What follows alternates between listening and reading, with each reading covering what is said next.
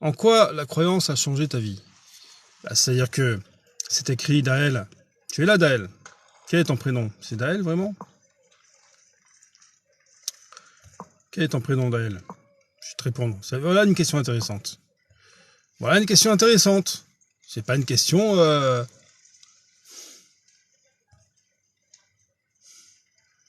Arrête de pleurer avec tes grandes lunettes. Ouais, mais je suis triste, je peux pas arrêter de pleurer. Ah, tu t'appelles Simon. Alors, tu me dis en quoi la croyance? Bon, c'est pas grave, hein. En fait, c'est la foi, si tu veux. C'est pas la... Bon, la croyance, oui, c'est pas grave, mais je vais pas jouer sur les mots, là. C'est la foi. En quoi la foi en Dieu a changé ta vie? Alors, c'est écrit dans la parole de Dieu, Simon. Écoute bien, hein. C'est important, ça, c'est important. C'est écrit dans la parole de Dieu, la Bible. La parole de Dieu, c'est la Bible, hein. C'est écrit que celui qui se livre au péché est esclave du péché. D'accord? Celui qui se livre au péché est esclave du péché. C'est-à-dire que si tu n'es pas affranchi par le Fils, par Jésus, si tu n'es pas affranchi du péché, tu ne peux pas te libérer toi-même du péché. Tu seras tout le temps esclave. Mais alors, tu as des gens qui te disent, ouais, mais moi, je fais rien de mal, je vole pas, je ne trompe pas ma femme. Mais le péché, c'est dans le cœur déjà. Ça se passe dans le cœur, en fait, dans les pensées. Tu vois, c'est le cœur qui est mauvais. Donc, si tu veux, moi, ce qui s'est passé, c'est que quand Dieu est venu, si tu veux, quand Jésus est venu dans mon cœur, quand je me suis tourné vers Jésus et que j'ai donné ma vie à Jésus, il m'a libéré, si tu veux, du péché. Moi, j'étais esclave surtout de, on va dire, allez, je te dis la vérité, c'était surtout, moi, la fornication. Fornication, débauche, les femmes, quoi, tu comprends? Je te fais pas de dessin, hein. Voilà, moi, c'était ma vie, en gros, enfin, ma vie. Tu comprends, je vivais comme tout le monde. Mais dès que je pouvais, je fonçais, quoi, tu vois. Et le Seigneur m'a montré que je vivais dans la débauche, en fait. D'accord? Que, voilà, il nous avait créé, voilà. Et puis, c'est écrit aussi dans la parole de Dieu, je suis la lumière. Jésus dit, je suis la lumière du monde. Celui qui me suit ne marchera pas dans les ténèbres. Celui qui me suit ne marchera pas dans les ténèbres. C'est-à-dire qu'à un moment donné, tu vis comme ça, tu sais pas trop, et tu marches dans les ténèbres, en fait. Tu sais pas trop où tu vas. Ouais, bon, il faut se marier, il faut avoir une femme, des enfants, réussir le boulot, mais, je veux dire, qu'est-ce que la vie, quoi? Quelle est la vérité? Quelle est la finalité de tout ça? Et celui qui suit Jésus ne marche pas dans les ténèbres. Moi, je marchais dans les ténèbres, morales et spirituelles, en fait. Tu marches dans les ténèbres morales et spirituelles, en fait, les deux, d'accord? Et le Seigneur Jésus, quand il vient dans ton cœur, eh bien, il t'arrache de ces ténèbres morales et spirituelles pour te faire vivre déjà, tout d'abord, dans la vérité, d'accord? Parce que c'est Jésus la vérité, c'est lui le chemin. Et ensuite, le côté moral, et tout est recalé dans ta vie, en fait, dans ton cœur. Tu reprends, si tu veux, vraiment une vie selon Dieu, en fait. Selon ce que Dieu veut pour ses créatures. Tu comprends, Simon? Mais du coup, pour toi, se consacrer à une vie de sobriété est forcément lié à Dieu. C'est-à-dire que, quand tu viens... ouais, parce que t'en as beaucoup qui vont vivre, si tu veux, comme des moines bouddhistes ou comme des moines qui vont s'enfermer pour la sobriété, Mais si tu veux, ça, c'est l'apparence extérieure. Ça, c'est l'apparence extérieure, Simon. T'as beaucoup d'hommes, si tu veux, par la religion, ils peuvent faire des tas de choses, mais c'est l'apparence extérieure des choses. Mais si tu veux, le cœur doit être circoncis.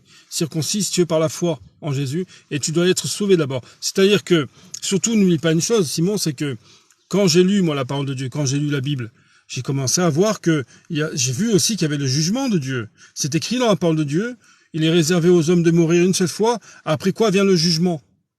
Donc, quand il y a le jugement qui vient, que tes péchés ne sont pas effacés, qu'est-ce qui se passe en fait? Tu n'es pas sauvé.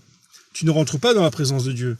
Et c'est l'enfer qui attend. Non, il faut dire la vérité. C'est l'enfer qui attend les impies, les rebelles, les incroyants, tous ceux qui ne veulent pas, qui ne sont pas sauvés et qui ne veulent pas avoir cette repentance. J'ai entendu encore, j'ai lu Actes tout à l'heure, les Actes des apôtres. Les apôtres disaient aux frères juifs au début, repentez-vous, repentez-vous, et que chacun croit en Jésus-Christ le Sauveur, le Messie. Tu comprends, Simon? Alors, Axel, Dieu, si tu veux, c'est déjà, on ne peut pas comprendre vraiment. Dieu, c'est l'éternel Dieu. Dieu, il est éternel. Il n'a pas de commencement, pas de fin.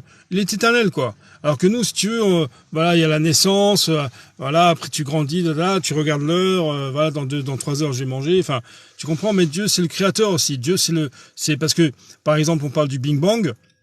Ouais, le Big Bang, mais en fait, c'est Dieu, quoi. Parce qu'ils veulent pas dire Dieu. Les hommes qui veulent pas croire en Dieu, surtout, ils disent, ah ouais, c'est le Big Bang. Mais le Big Bang, c'est Dieu, hein. On ne sait pas si ça fait Bing ou Bang, mais en tout cas, ça a peut-être fait les deux, mais la création, c'est Dieu qui l'a fait, d'accord? Qui a créé. Et toi aussi, tu es une créature de Dieu, d'accord? Et Dieu, c'est Dieu, l'éternel Dieu, c'est le Créateur, c'est Dieu Tout-Puissant. Pourquoi on dit que c'est Jésus? Non, Dieu, après, si tu veux, a envoyé Jésus pour nous sauver. D'accord? Moi, par exemple, j'ai pas commencé mon live en disant Jésus est Dieu. Hein. J'ai pas commencé, même si je le crois, mais je n'ai pas commencé mon live comme ça. Je dis simplement que tu as besoin d'un sauveur, tu as besoin d'être sauvé, tes péchés doivent être lavés, tu dois être lavé de tes péchés, et c'est Jésus qui le fait.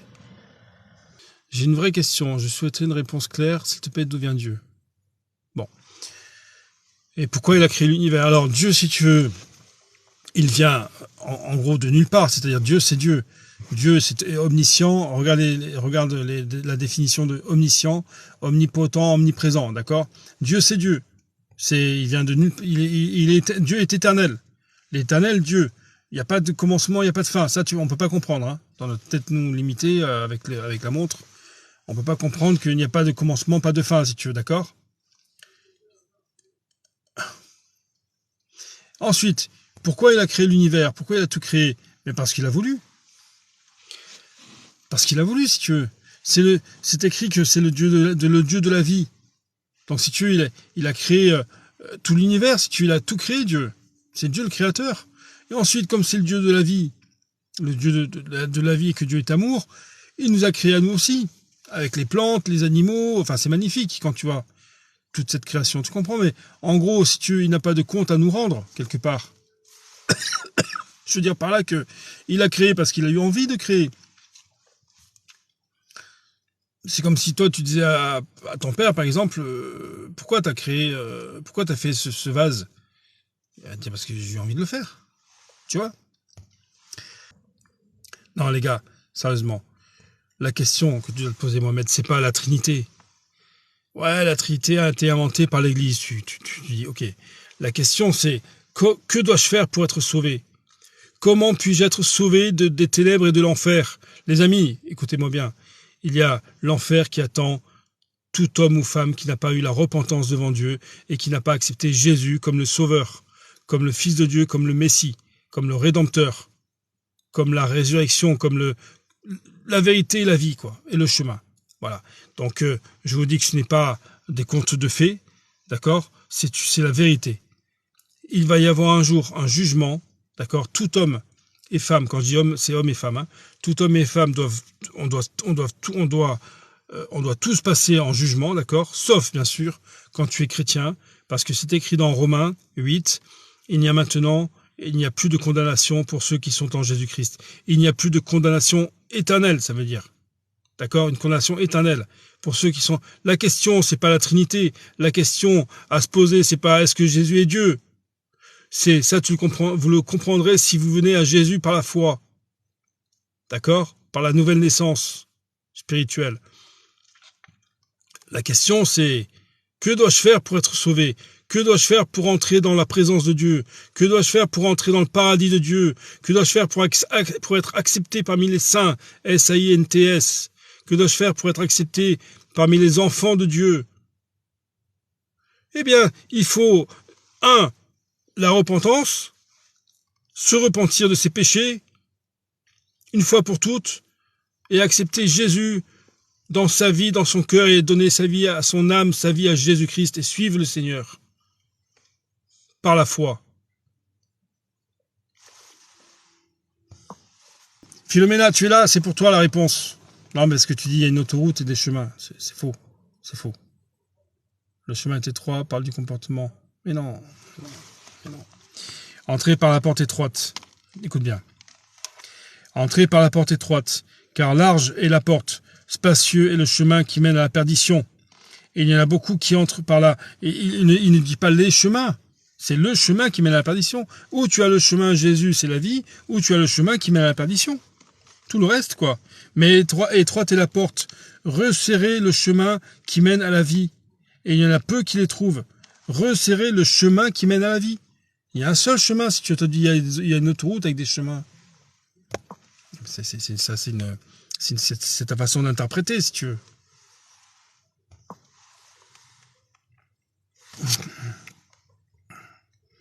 Ça nous parle de notre comportement. Mais non, ce n'est pas le comportement.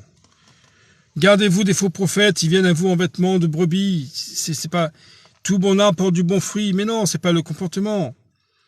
Étroite est la porte, resserré le chemin qui mène à la vie. Il parle du chemin qui mène à la vie, il parle du chemin du comportement, de la sanctification. Ça, c'est la sanctification. Il y en a peu qui trouvent la porte et le chemin étroit. Toujours des interprétations. Il est dur d'être vertueux. Non, mais ça n'a rien à voir avec le chemin étroit, si tu veux. Le fait d'être vertueux, le fait de marcher dans la sanctification. C'est écrit, bien sûr, c'est écrit dans la parole de Dieu. Ce que Dieu veut, c'est votre sanctification. Ça, c'est sûr. La sanctification, la sainteté.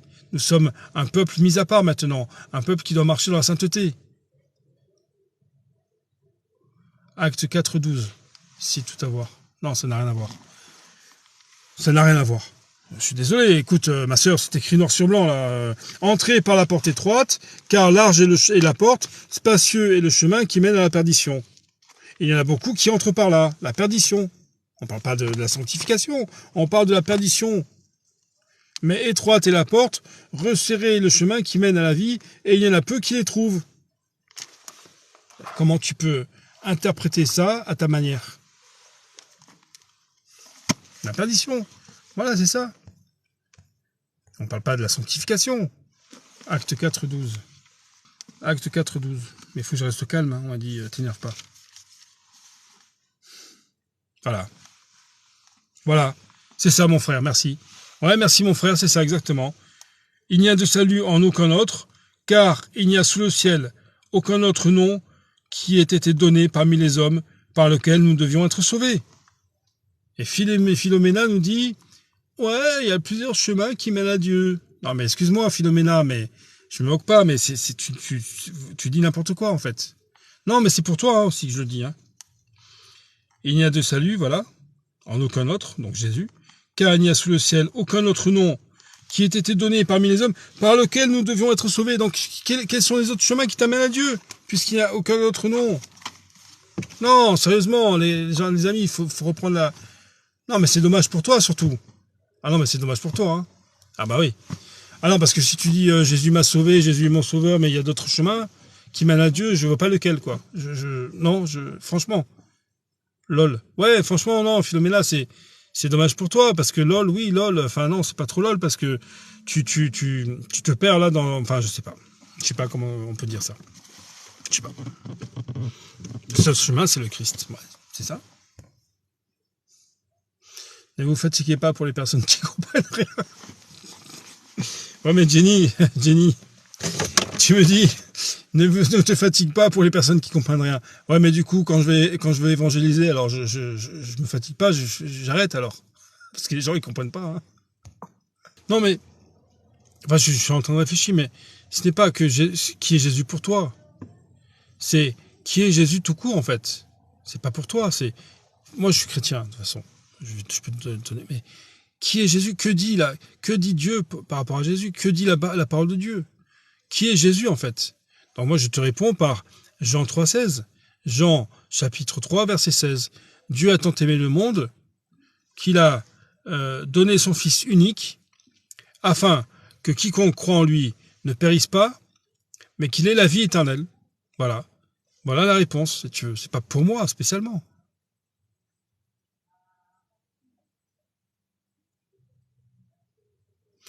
Jésus, il n'est pas mort, il est un prophète, il a été élevé dans les cieux par Allah. C'est ça. Et aussi, moi, j'ai vu une coccinelle un jour et elle m'a dit, je ne suis pas une coccinelle, je suis une autruche.